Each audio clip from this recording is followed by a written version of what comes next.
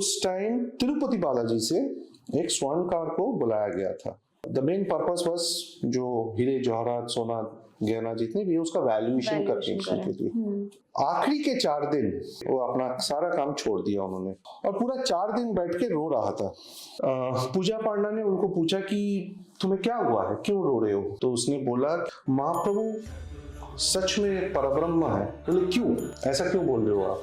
तो महाप्रभु जो है तीनों डाइटी का यहाँ पे चीता बांधा जाता है, चीता राजा है, circular structure like conical structure like this, और उसमें कई तरीके का हीरे जवाहरात हैं, कई तरीके का। तो चीता बोलते हैं उसको।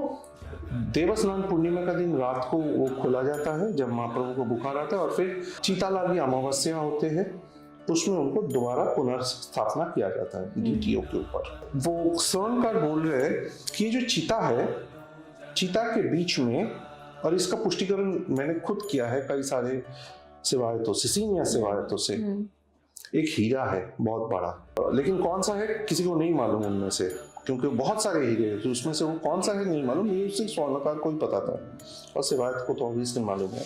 उसको बोलते हैं ब्रह्म ज्योति, ब्रह्म पदार्थ, और ये है ब्रह्म ज्योति, और ये सफेद सा हीरा है।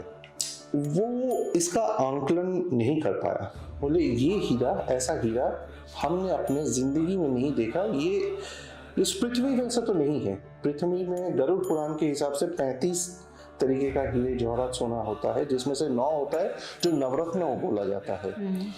ये 35 कैटेगरी में से किसी में से नहीं है। ऐसा हीरा हमने अपने कभी नहीं देखा, किसी भी मंदिर में नहीं देखा जी। और इसका वैल्यूएशन करना नामुमकिन है हमारे लिए। It is not from this world, clearly said that.